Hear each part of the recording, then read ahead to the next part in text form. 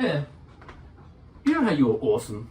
Well, why don't you continue being awesome by checking out my podcast, Waffle Box? Because why the fuck not? I don't know what I'm doing with that hammer. Crazy. We're here to kick ass. If you with the kung fu, then this your podcast. No breaks, all gas. This the kick-ass movie podcast. We're here to kick ass. If you with the kung fu, then this your podcast. No breaks, all gas. This the kick-ass movie podcast. What you know about being a black belt? Len Kabasinski can tell you how that felt. Swift kick from a man can turn into a bad spell. Kick-ass movies and Len really tend to add well. North, Mr. North Star. Pop the judo, chop you right out your car. Kush to the haze, Mr. Always raise the bar. He strives to be great and exceeds it by far. So sit back, relax, we getting dirty like a mud pit. Talking kickboxer and blood fist. If we catch you dozing off, then you gotta go. What you know about Taekwondo? We're here to kick ass. What's good, y'all? Kush Hayes here, coming to you, episode 4 of the Kick-Ass Movie Podcast.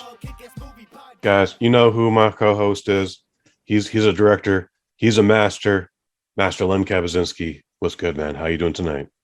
I am doing wonderful on this very, very hot. It's hot here in Erie, Pennsylvania, where I'm joining in. Doing great. Getting ready to film for a week straight. I am sure I'm going to lose the final 12 pounds I wanted to lose, and it's just going to be from being really freaking busy for a week straight, 10-hour days or so on set. So, but I'm excited to get into this one. I'll probably be a little bit of a Debbie Downer in this one compared to what you guys thought, but we'll see. We'll see. But thanks for having me as always. Yeah, man. Dude, last month you were a guest on Sweet Science Cinema, and now we're doing the reverse. Last month we talked about Undisputed with Ving Rhames and Wesley Snipes. Tonight, the host of that, Jaimel Hemphill, is coming over here to Kick-Ass Movie Podcast, and we're talking Undisputed 2, The Last Man Standing. Jaimel Hemphill, welcome to the show. How you doing, man? Hey, guys. It's a pleasure to be here. Yeah, I'm getting excited to talk about this movie. I found some things to like. I honestly couldn't say that last time we talked. But I found some things to like about this movie, and I enjoyed it, and I'm looking forward to talking about it. That's what's up. Now, Len, I know we're just getting to know each other over this year, and it's been fun times, man. I appreciate you having you in my life, man. But you're a master of the martial arts, dude. You break boards, cinder blocks. I bet you could defend yourself against any 3 jabronis that try to come up against you. Jaimel Hemphill, dude, I've literally seen you pick up a man the size of a refrigerator and hoist him over the top rope. I've seen you overcome the odds of 2 men stomping a mud hole into you just to get the hot tag. Gentlemen, where I'm going with this is, how many times have you been defeated, nay, decimated by one of your daughter's Lego bricks in the middle of the night? Legos went from my best friends as a child to my mortal enemy as an adult. I have been felled by many a 6x2. I will say on my end, we have, I believe they're called glow tracks. You can get that shit at Walmart or whatever, but you have little glowing police cars and things you put on these glow in the dark thing. Yeah, step on those once or twice, and it's they're supposed to glow in the dark, but sometimes stuff happens anyways.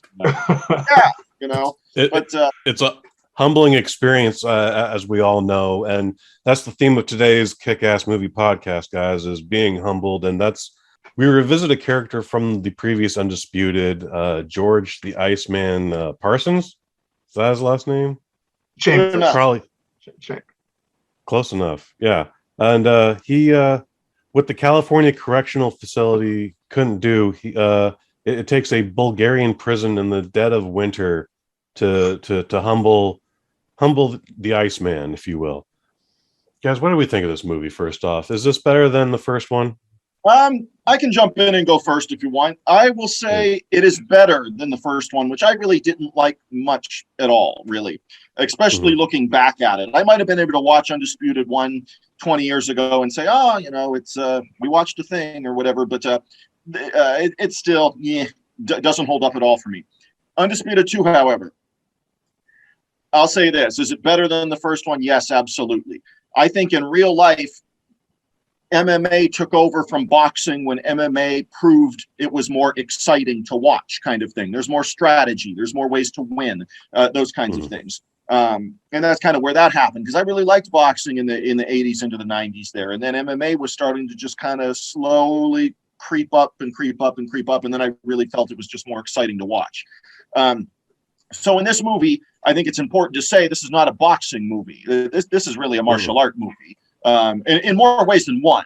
You've got the little drunk Bulgarian prison Yoda guy that comes in, and I mean, we can get into that story stuff later. But I'll say, in a nutshell, is it better than the first one? Yes.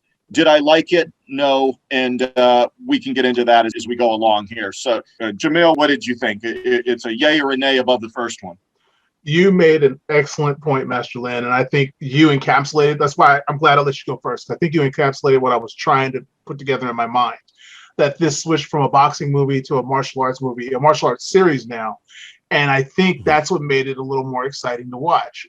I mean, I'm just going to go ahead and say the boxing in the first movie, I think we talked about this, wasn't that great to begin with, and then you go from an actor who's learning martial artist to a martial artist who's learning how to act, and Michael Jai White.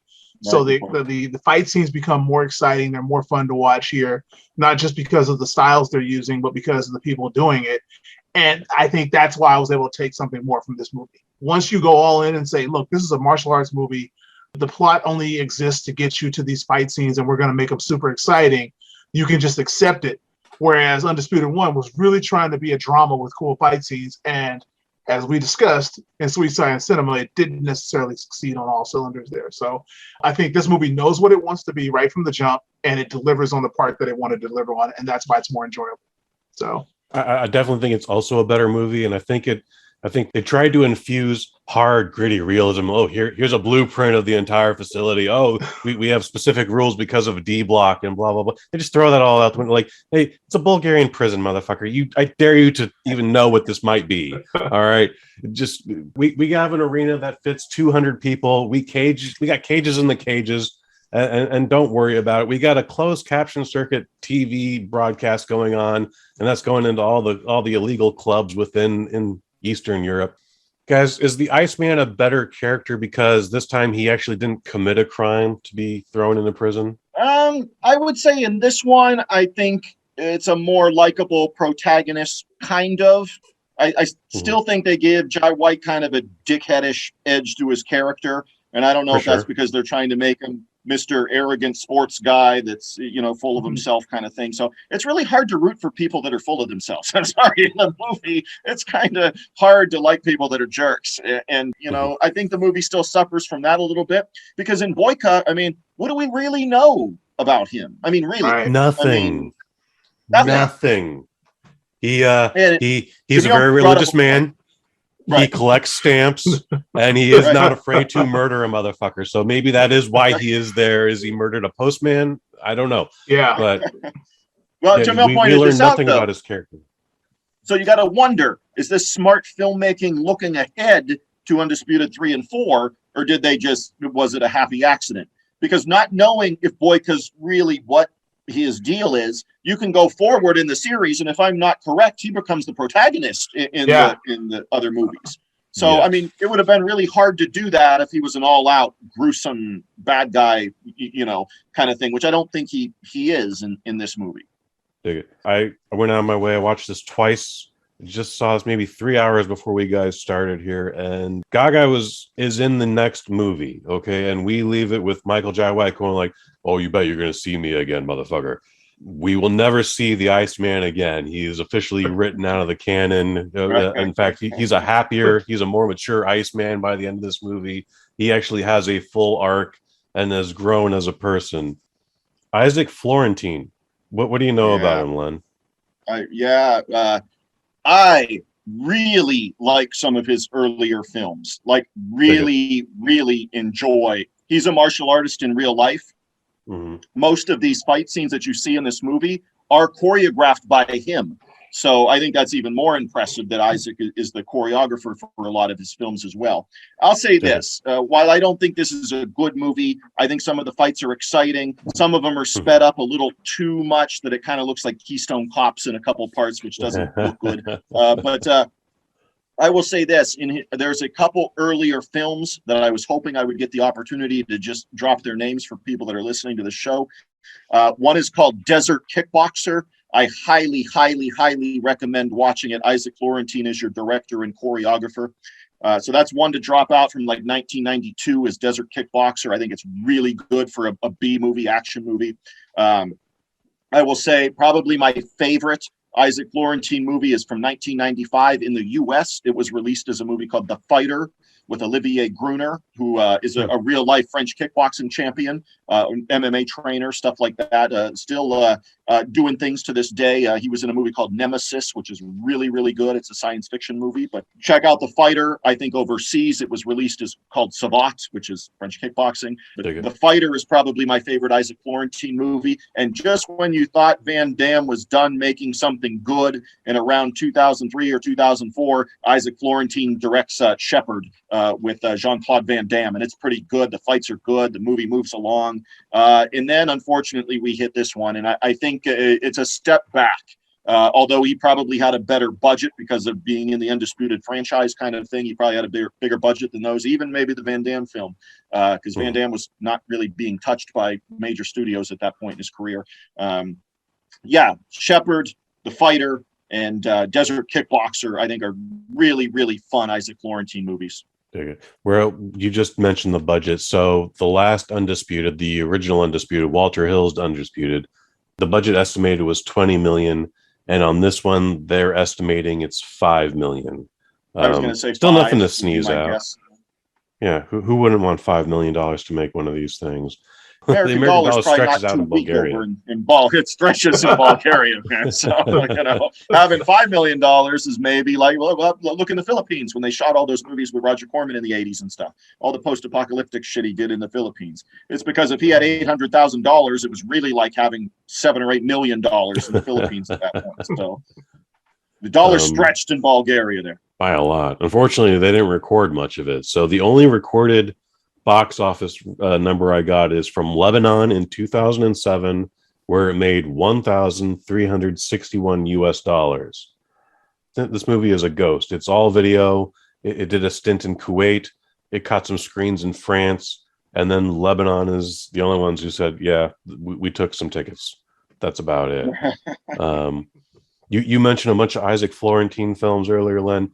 You mentioned all the ones that he didn't do with Scott Adkins, so that is amazing, dude. Because every other movie he does is with the dude. Yeah, I think he's an impressive athlete and stuff like that. Again, he's it's just not my kind of action star. But I can get why people like him. I don't dislike him as a human or anything like that. I just think I try to watch some of his stuff where he tries to cross over into a genre like horror or horror action when he did Legendary with Dolph Lundgren. Again, it's just not good. You know what I mean? I'm not a believer he can carry it. I totally believe he could get into American cinema doing a John Wick thing where he's a villain in a John Wick movie or those kinds of things. That's going to happen. I was just about to say, we're going to see if they can get a performance out of him in John Wick 4. He is scheduled to be in there. So we'll see if they can. I mean, they made Ruby Rose look amazing. Not to say she couldn't. Right. She was a good actress in Batwoman, but she certainly wasn't at that level yet in John Wick, and they managed to make her a mysterious and cool character. So we'll see if they can elevate Mr. Adkins in the same way. I bet they do. Do either of you remember WMAC Masters? Yes. Okay. He directed all 26 episodes of that series. Oh. I did not know he did all of it. I knew he was involved, but I didn't know to that extent. Oh yeah. I wish. I'm sure they wish they would have gone longer, but they. For those who don't know, WMAC Masters was like, what if you took Mortal Kombat, but mixed it in with American Gladiators and WWF and a little bit of something else, some GI Joe at the end. There's always an episode that sticks out to everybody where the Great Wolf and Tiger Claw feud. They have a flashback where Great Wolf taught a move to Tiger Claw. Hey, don't do this move where you kick me in the ears. All right, I'll teach you how to do it, but if you ever do it on me, man, you're toast, bro. And sure enough, Tiger Claw did it during the tournament, and that was his ass. But let's talk about the Black Hills Prison, which is the American translation for Chornya Chene, which I totally butchered, but that's the name of the prison in Bulgaria. What do we think? I think the sets look great. I think, Right. if anything that can stretch your dollar in American, when you go to these places like the Philippines or Bulgaria or Thailand or whatever, the big thing you can get out of that is production value, because all these places you're going to toss money at are going to be really awesome looking things. Look at Kickboxer with Jean-Claude Van Damme, to talk about another martial art movie. It's a gorgeous movie to look at. I mean, in all phases. And I think this is that. I mean, in a more gruesome way, but still like a gorgeous movie to look at. It's just in a gruesome prison way kind of thing. But yeah, I think that's where their budget comes into play. I mean, Scott Adkins is not making $1.2 million salary off of doing Undisputed 2. I'm pretty confident when I say that. But yes, you got to put it into that value that elevates your movie. And when you don't have a ton of experienced actors and those kinds of things at that points in their career, sure, Michael J. White had done Spawn and things like that. He was used to bigger things, at least for a little bit there. So yeah, I thought it looked great. And I think if anything makes the movie legit, it's when you use sets like this, because if you guys remember when we talked about the first Undisputed, I think the flashback scene sank the movie. I just thought they were really poorly done. They were boxing in front of essentially nobody, and you saw it in the camera photography and certain things. And this movie doesn't have that. I think the locations are a strong suit in this one. We got some supporting characters. They're very shallow. We got a Stevie, who's a heroin addict, aka not Gary Daniels, aka not Liam Neeson. we got the Crot, who's Eli Danker, aka Nikolai, and then we got the head gangster Gaga. What do we think of any of these three gentlemen? Once again, they are there as two-dimensional cardboard cutouts to get you to the next fight scene. Like that is it. They're walking, talking plot devices. I would argue that story-wise, it's impossible for this movie to be as bad as the first Undisputed, because they don't necessarily try. There's not much pathos, like you said. Even Boyka, like he is a cipher. He's just there for this to humble our protagonist. That's it. The theme of this movie is like, hey, that new MMA stuff you really like? What if a boxer actually tried to fight an MMA guy? Let's see what would happen. And we're going to make the MMA guy good. Then we're going to make the boxer learn MMA. That's the story. Everything else, this is literally the stories are in the fights. Right. I was comparing this before we started recording to pro wrestling, and this is really good pro wrestling, because the story is told in the ring. You don't need any promos. You don't need any. You don't need any announcers. You don't need anything. The story is told in the fights. This guy's a good boxer. Let's get him into this situation. This guy's an MMA guy. What happens? The boxer doesn't know what to do against all these kicks. Now he's going to go learn MMA. And then he's going to fight him with MMA. Ta-da, movie. Like, that's it's what we paid for. It's what we came to see. And it's what they give us. And I think I applaud them for just going, here's what you want. Let's get this. At the time, everybody's loving this MMA stuff. Let's give them what they want. And Jaimel makes a good point here about giving you what you want, but I think that's super important when we talk about B movies. And let's be honest, even though this movie looks a cut above what we would consider a B movie 20 years later, they're giving the audience of this genre what they want. We don't want to see tons of exposition and stuff. We want the fights. You know what I mean? And like you said, all the plot, like the two-dimensional characters, blah, blah, blah, they're all, meant to carry fight throughout the movie. So the filmmakers and producers of this, I think, are very aware of what the audience wants to see in a movie like this. So I would agree with that. And I'm not saying that as a bad thing either. I'm not saying, they're two-dimensional. I don't mean that as an insult at all. It's just, we're going to give you enough characterization to get you back to the part of the movie that you want. I think one thing that Undisputed 1 had over this one is those supporting side characters, I think, were better. They were better actors. You had Short Circuit guy play the one guy in there. I can't think of his name. Fisher Stevens. Fisher Stevens. Yeah. Fisher Stevens. Yes, he was in there. And I think you had not only just better thespians, but you had more interesting characters in Undisputed 1 with the side characters. And I think that's a strong suit that I will give the nod to 1 over 2 about.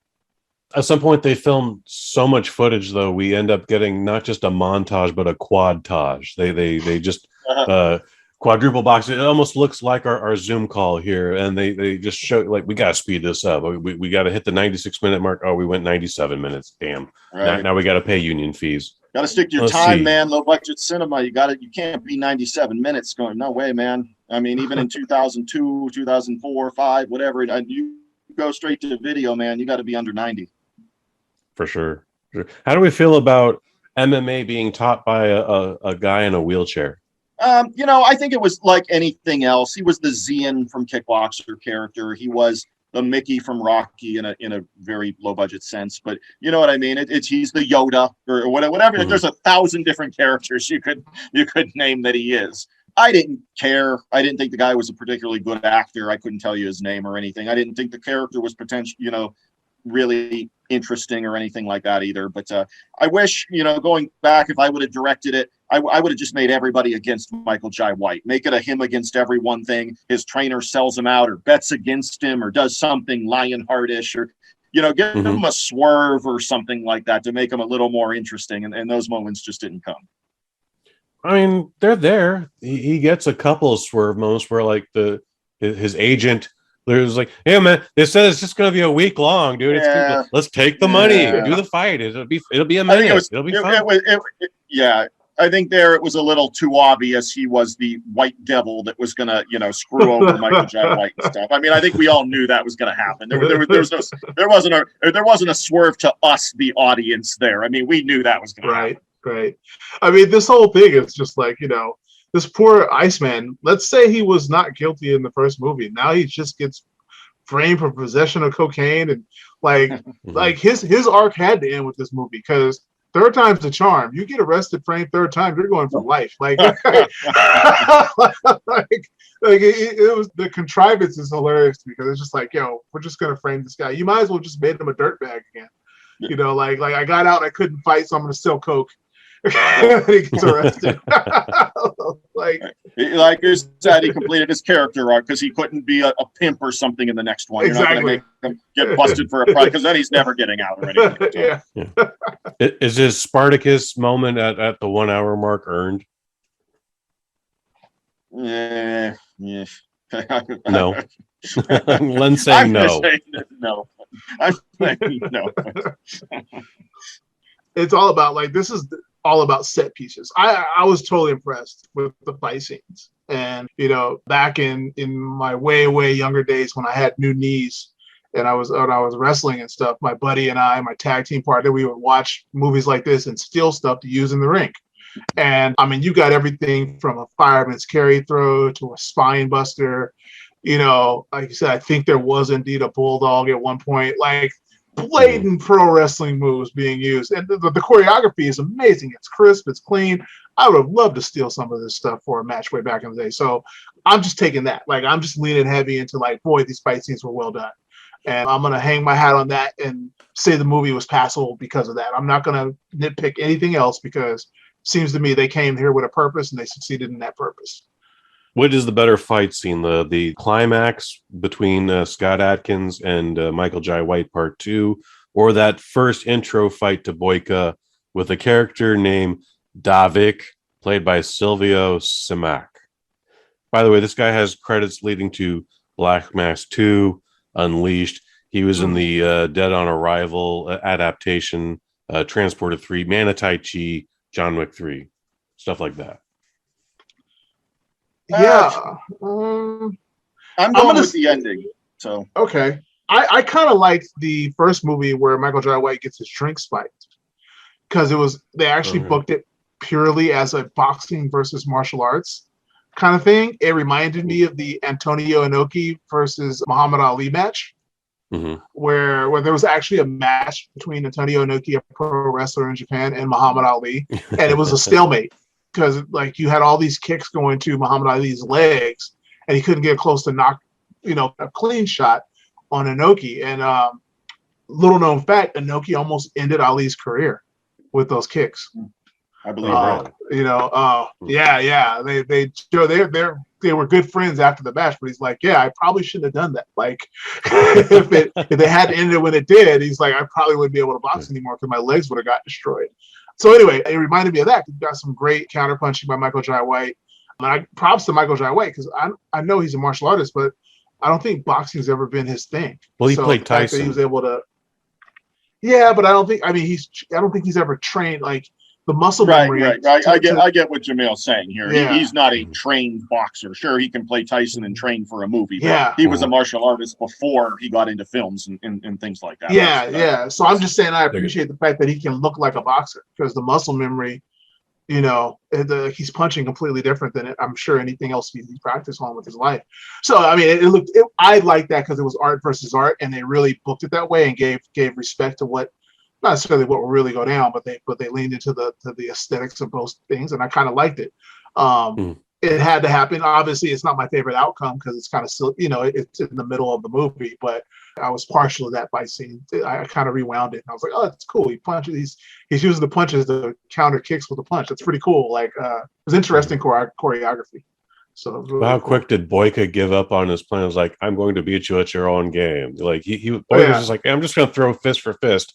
And then before the first round's even over, he's just throwing kicks because it's just, nope, this is not going to work. Yes, I'm sure it's the same thing Conor McGregor wish he could have done. Because the fight would have gone. I think fight would have gone a lot different. Mentioning some of the choreography and stuff too, there's a big difference between like point fighting, whether it's for full contact or not full contact, and karate, tournament fighting and things like that, and boxing.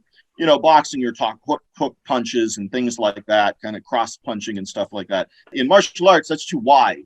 I mean, you're talking direct, straight line fighting in martial art type stuff. Your punches can't be wide, or else your opponent's probably gone by that point. They've slipped it or circled out of it and stuff like that. You don't have time to throw sweeping roundhouse kicks in tournament fighting, most likely, because the moves are too wide. Now, granted, you have to have that in choreography for film because otherwise the punches look like they miss. And you can't have that. From certain angles, it would look like they miss. So I think that's something to think about when Michael Jai White's not a boxer and stuff. He's more a martial artist. Well, yeah, but that's the difference in terms of striking and stuff like that. A point fighter, I'm looking to get point A to point B from my fist to your head as quick as I can. And I can't do that if I have some wide sweeping punch coming to your head. You'd be gone by then. And then I'm going to hit air and you're probably going to tag me. So a big difference between karate mentality striking in boxing.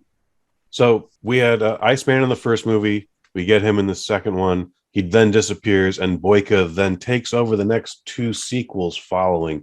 What is it about this character that people have resonated to? I'm sure they evolved his character in part 3 and part 4. Part 4 is as old as 5 years now, guys. But again, we know nothing about this dude going into the movie. It's just that the gangsters own everything. So some people might be guilty. Some people might just be there to be a part of this black market telecast. Yeah, I'm not sure what the connection really is to the character. I will say this. I have heard good things about the fourth one, which I think is called Boyka. I've heard good things about that movie. I'm not inclined to check it out if I was bored sometime kind of thing. But connection-wise, I'm not sure. All I can say is, especially in American cinema, we like mysterious people kind of thing.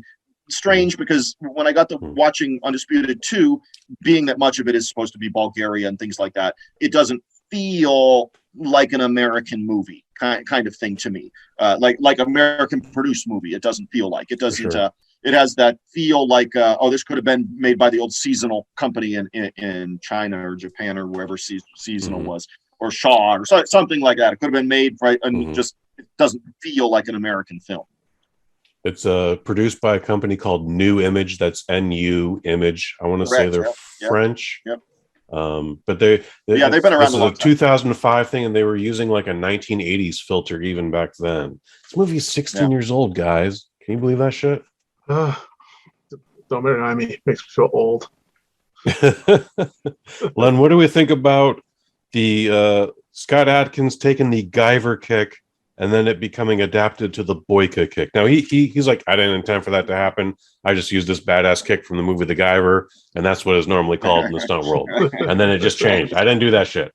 So, but I'm not going to bash the Guyver. I'm the Mark Hamill one. I even think that's silly fun. I forget who directed it. I want to say Screaming Mad George, but I don't believe he directed it. I think he did the special effects for it. But anyways, I don't hate on that movie. It was what I thought it was going to be, and it's just silly, stupid fun. But Guyver 2, it was like, whoa, what's going on here? People are getting their heads cut off. You got some karate alien-looking guy, and I mean, it's just crazy, So, I doubt he stole it. I doubt Scott Adkins has probably really ever watched The Guyver. He probably doesn't even know what The Guyver is. He probably knows what McGyver is, but maybe not The Guyver.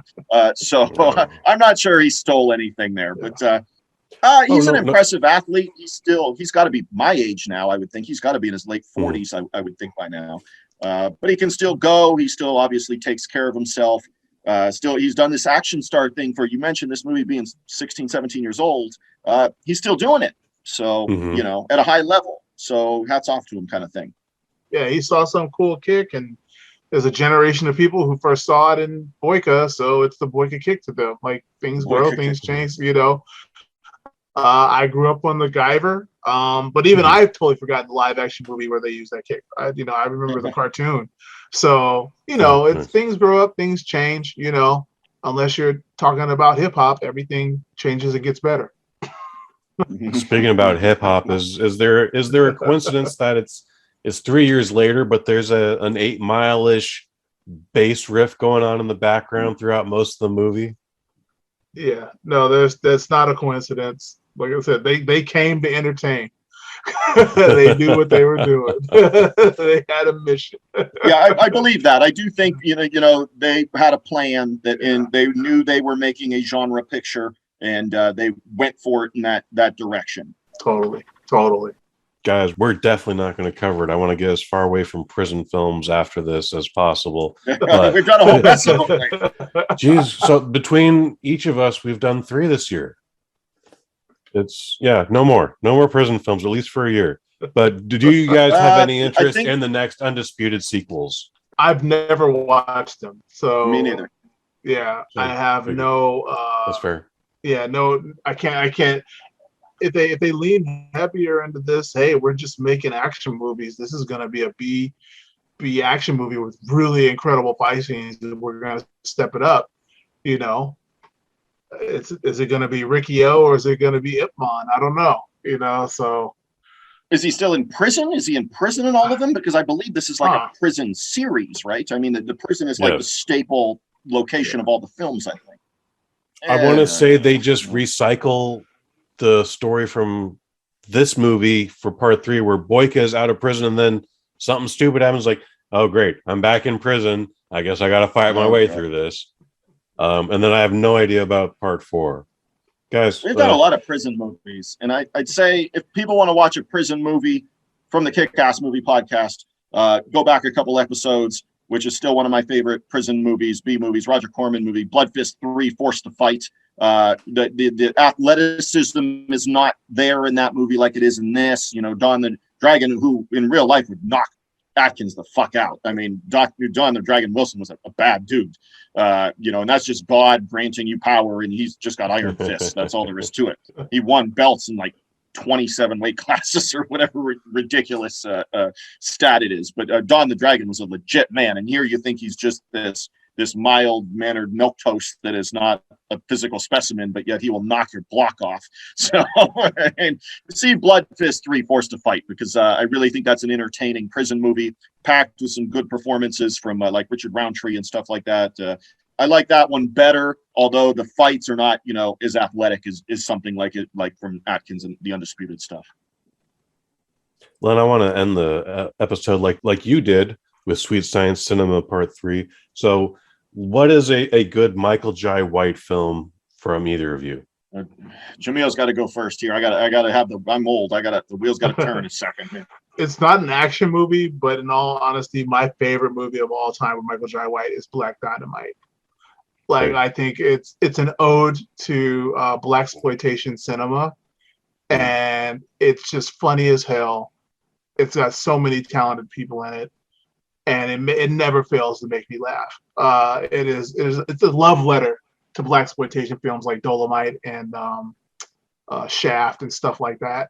And I find it hilarious. It's just one of those complete movies that you can watch over and over again. I don't know a lot of, like, you know, I know he was in like Mortal Kombat and Universal Soldier and all that. And other than that, I don't know a lot of Michael Jai White's movies.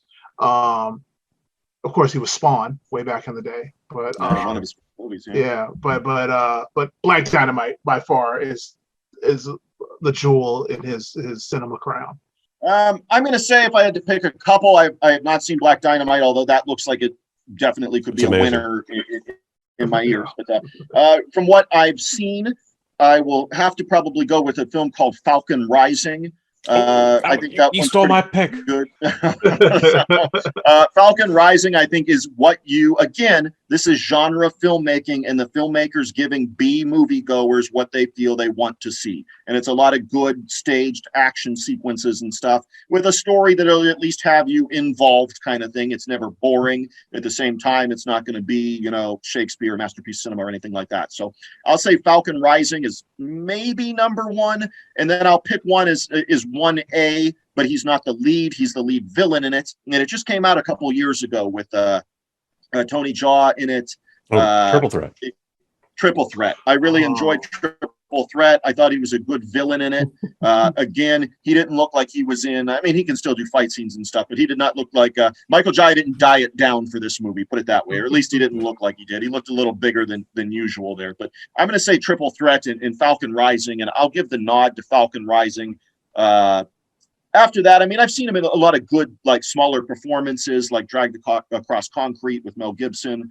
Again, I felt it was a little long and boring, but I think he's good in it. He'll get these performances here and there and here and there and here and there. But I tried to watch his sequel, believe it or not, it's a sequel to Sudden Death with Jean-Claude Van Damme, and I didn't make it. It's just like re-enter Sudden Death or something. It's right. I brought this up on our original microdose, Len. We're like, Michael Jai White's in like six or eight Jean-Claude Van Damme sequels that don't have Jean-Claude Van Damme in it. It's right. strange. There's the Soldier, right? Yep. But since you took my primary and my alternate, I'm going to say, guys, check out Michael Jai White in Undercover Brother 2. Where you find it, I don't know, but it's actually got it's silly as hell, but it's actually got a stronger story than Shaft 2019. All right. And I don't think that's a coincidence. That's a whole other episode entirely. Keeping the momentum going. Best Scott Adkins movie. Ninja. Ooh. Ninja. Okay. Also a Isaac Florentine film. Correct. Still not as good as his earlier stuff. No, it's not as good as Isaac's other stuff. But Ninja's my pick for a Florentine Adkins crossover there, or collaboration, if you will. Yeah, he's not the star of anything I've watched him in. So I'm gonna go with the tie to two of my favorite movies that he's been in. He had an awesome fight scene in Doctor Strange. And then he was also in Ip Man 4. Yeah. So the guy that Doctor Strange fights on the astral plane in Doctor Strange, the strong acolyte who fights him, like he fights him, he gets killed by the cape, and then they fight on the astral plane again. That's Scott Adkins. Huh. Yeah. Nice. Yeah. I'm saying that's one of my favorite scenes in the movie. I liked watching that fight. It was pretty cool. There. It was Doctor Strange. The cinematography in it, they really brought her out that trippy stuff. So that was a cool. You're not going to see that in any other, Marvel movie or anything. So that was pretty cool. He's actually got a franchise called Debt Collectors. Both of those are on Netflix.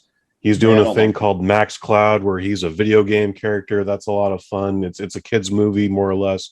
This motherfucker can't stay out of prison. He goes back in another movie called Avengement, where he's just like, hey, little brother or big brother, I want to help you with your crime thing. Oh shit, I got busted for cocaine. And then he gets oh no, he gets curb stomped on the stairs, and then he ends up with this gnarly ass silver grill, and you're just like, it's one of the most Tarantino things I think he could do.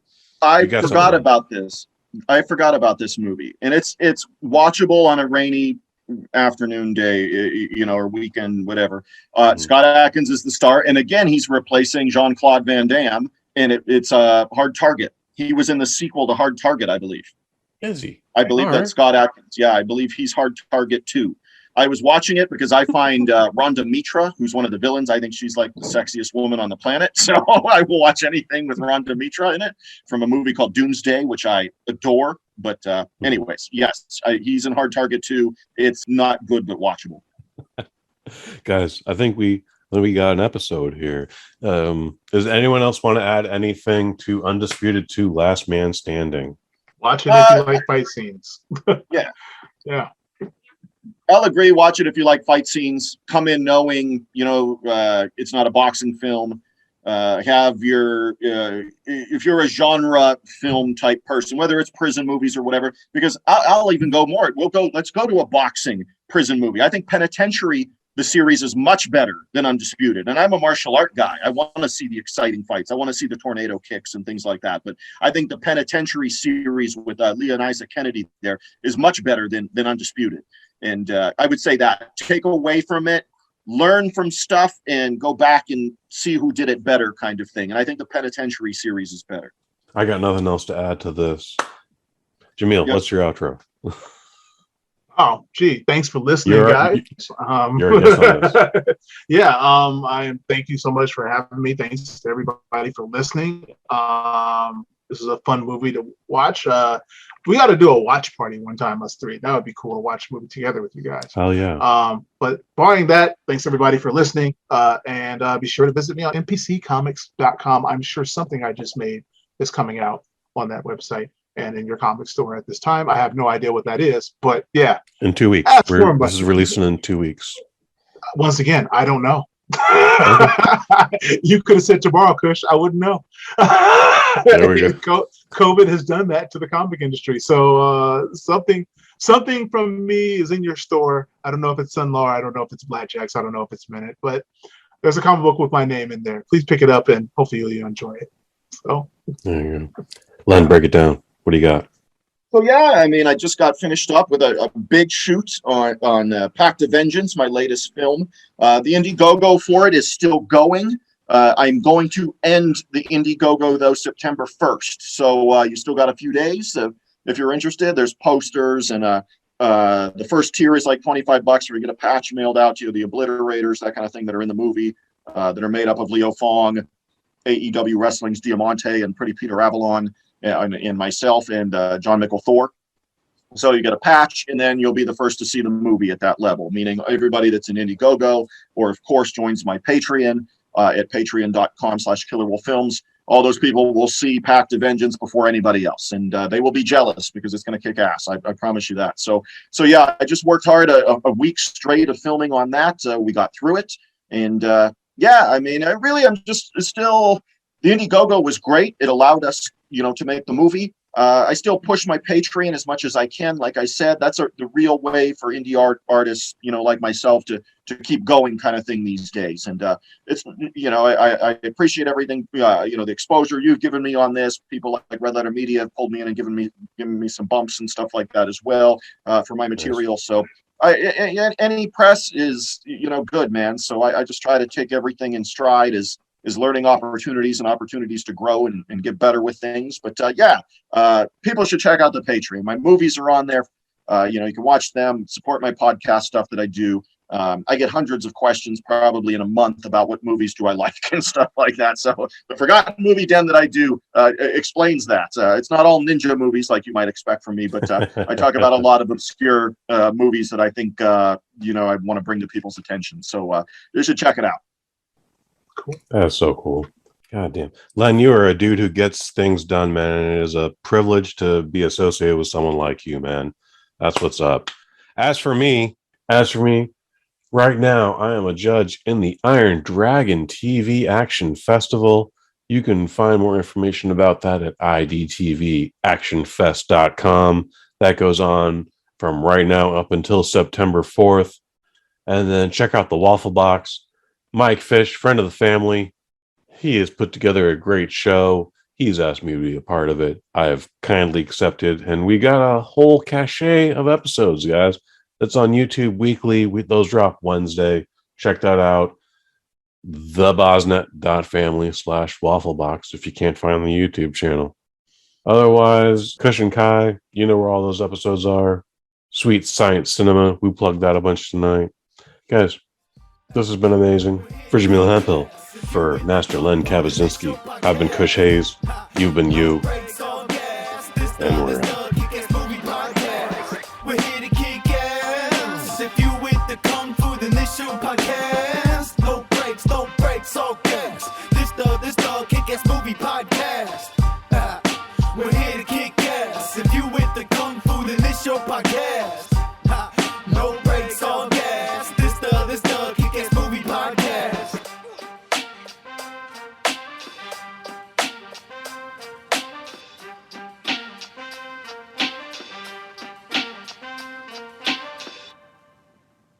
from the Bosnet family. And thus ends the story of the little prison in the Russian winter that was able to melt the cold heart of the Iceman in the end.